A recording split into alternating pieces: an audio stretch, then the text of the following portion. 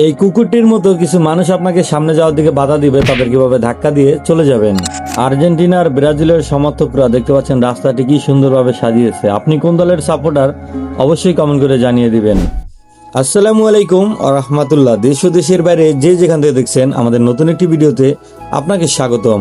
আমি রিজভী আছি নাগেরপাড়া এক্সপ্রেস থেকে। আপনি কোথা থেকে দেখছেন অবশ্যই কমেন্ট করে জানিয়ে দিবেন।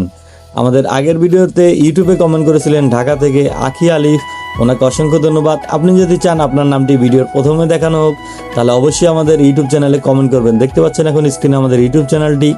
আমাদের একজন কাস্টমার অর্ডার দিয়েছিলেন খেলনা মোবাইল, তারপর একটি ছাতা চরপাতালিয়া থেকে। ওনার এই পণ্যগুলো আমি ডেলিভারি দেওয়ার জন্য যাব। ওনার জন্য খেলনা মোবাইল খুঁজতে খুঁজতে অনেক দোকানে খুঁজে ফেলেছি। কিছু কিছু দোকানে দু একটা মোবাইল ফোন পেয়েছি, সেগুলো ওনাকে আমি ছবি তুলে পাঠিয়ে দিচ্ছি। উনি যেটা পছন্দ করে সেটাই আমি নিয়ে যাব ডেলিভারি দেওয়ার জন্য। ভিডিও শুরুতে আমি যেই কথাটি বলেছিলাম সেটা যদি কারো খারাপ লেগে থাকে অবশ্যই ক্ষমা দৃষ্টিতে দেখবেন, এমনিতেই মজা করে ওইটা দেওয়া হয়েছে।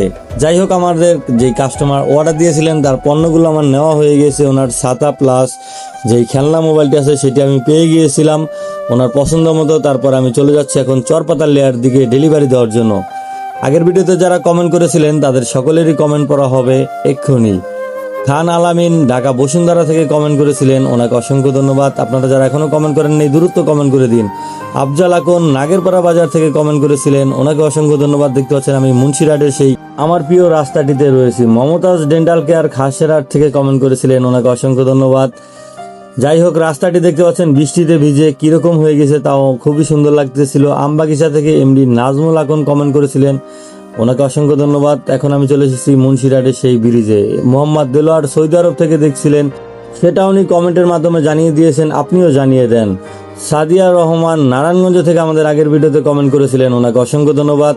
দেখতে পাচ্ছেন বৃষ্টি পার হয়ে আমি একেবারে মুন্সিরহাট বাজারের কাছাকাছি চলে এসেছি। মুন্সিরহাট বাজার থেকে কে কে দেখছেন অবশ্যই কমেন্ট করে জানিয়ে দিবেন। আজকের ওয়েদারটি কীরকম দেখতে পাচ্ছেন, রাস্তা একেবারে বৃষ্টি হয়ে পানি জমে অনেক জায়গার অবস্থা খুবই খারাপ। আজকে অনেক জায়গায় ডেলিভারি দিয়েছি, অনেক জায়গায় আমার বাইকও আটকে গিয়েছে, একেবারে প্যাকের জন্য রয়েছে। এখন আমি মুন্সিরহাট বাজারে পার হয়ে চলে যাচ্ছি চরপাতালিয়ার দিকে। দেখতে পাচ্ছেন এই কুকুরটি আমার সামনে চলে এসেছিল, ওরে একটা ছোট করে ধাক্কা দিয়ে দিয়েছি। আসলে এইসব কুকুরকে ধাক্কা না দিলে ওদের শিক্ষা হয় না, ওরা একেবারে রোডের মাঝখান দিয়ে চলাফেরা করে। এরকম আসলে অনেক মানুষও আছে, তারা হর্ন দিলেও রাস্তা ছাড়তে চায় না। কেউ যদি কষ্ট লেগে থাকে অবশ্যই ক্ষমা করবেন, এটি একটি বাস্তব।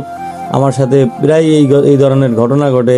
হর্ন দেই তারপরও রাস্তাটা ফাঁকা করে না। দেখতে পাচ্ছেন এখন আমি রয়েছি চরপাতালিয়া স্কুলের এখানে, মীর আবদুল্লাহ স্কুল। যারা এই স্কুল থেকে দেখছেন অথবা এই স্কুলে পড়াশোনা করেছিলেন, যদি এরকম কেউ ভিডিওটি দেখে থাকেন অবশ্যই ভিডিওটি শেয়ার করে দিবেন।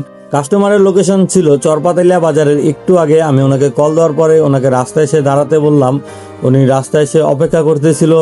ওনার সাথে আমার দেখা হয়ে যায়, তারপরে ডেলিভারিটিও সম্পূর্ণ হয়ে যায়। ডেলিভারিটি শেষ করে আমি চলে যাব নাগেরপাড়া বাজারের দিকে। যারা এতক্ষণ পর্যন্ত আমাদের ভিডিওটি দেখেছিলেন তাদের সকলকে অসংখ্য ধন্যবাদ। অবশ্যই নাগেরপাড়া এক্সপ্রেসের ভিডিও শেয়ার করবেন এবং আপনি কোথা থেকে দেখছেন সেটিও কমেন্ট করে জানিয়ে দিবেন, এবং আমাদের ভিডিওগুলো কীরকম লাগে সেটাও জানাতে ভুলবেন না।